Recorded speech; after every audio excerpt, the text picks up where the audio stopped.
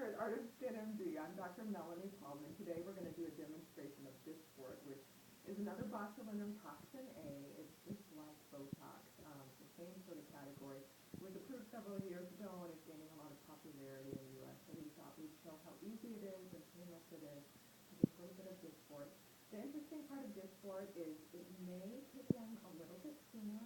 We think about a day sooner, and it may last a little bit longer as well. So it was actually in the clinical trials approved by the FDA, lasted and was approved for up to 4 months duration.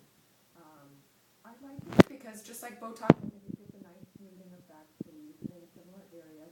If you'll zero in on our patient, and you look around for me, you can see we use it a lot for those angry 11s that are in between the eyebrows, and then raise up for me.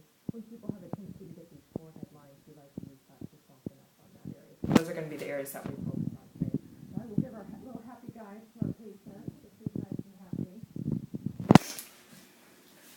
And first thing we want to do is, I'm really sort of a stickler for keeping things a sterile feel. So we're actually going to use an alcohol wipe to clean off the area prior to injection.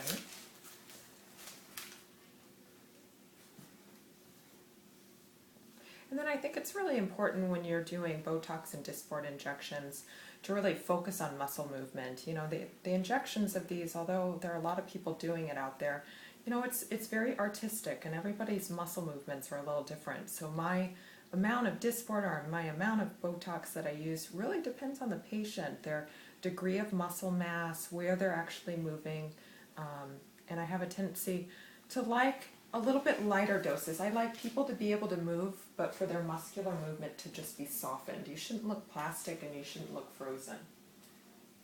So I'm going to have you give me your big frown again, and relax and lift your chin up for me, and close your eyes for me, and frown again for me, so we can see that big muscle, which is called your procerus. You relax. So I'm actually going to pinch it, and I'm going to rest a pinky on your nose, and then on 3 we're going to do a little pinch. 1, 2, 3. And just a little bit. Perfect. How was that? It was good. Can you frown for me again and relax? We're going to do a little pinch in the corrugator, which is this muscle that overlies the eyebrow. And I think it's really important to treat the tails, so frown for me again.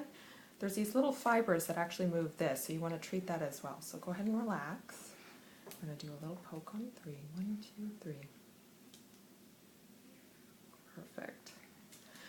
We're using super tiny needles. These are 31 gauge, which are very, very fine. So with pinching and a small needle, I think you could make this almost painless.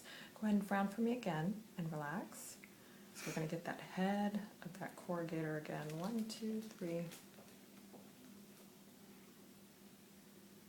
And then frown for me again. Let's get the tail. 1, 2, 3. All right, perfect. So we've done in between. Now let's work on the forehead a little bit. So raise up for me.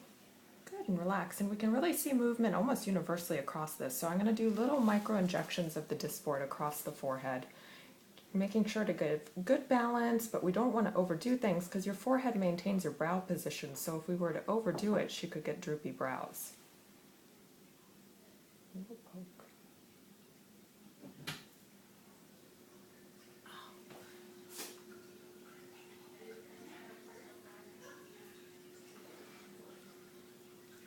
And raise up for me again.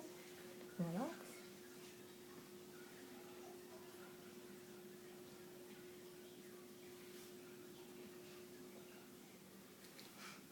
And raise up for me again. And relax. You can see she's using this even way out here laterally. And then you don't want people to get that Jack Nicholson sort of arched brow, so I always put just a little bit in that area to keep people happy.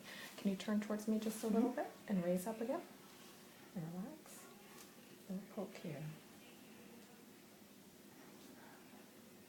And poke here. And raise up for me again. And relax. And poke here. And poke here.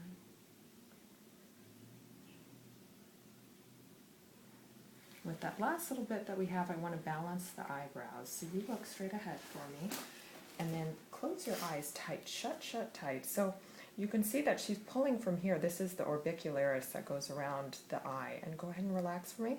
So it brings the eyebrow in. So if we relax it, it brings that eyebrow up just a touch. So a little poke here.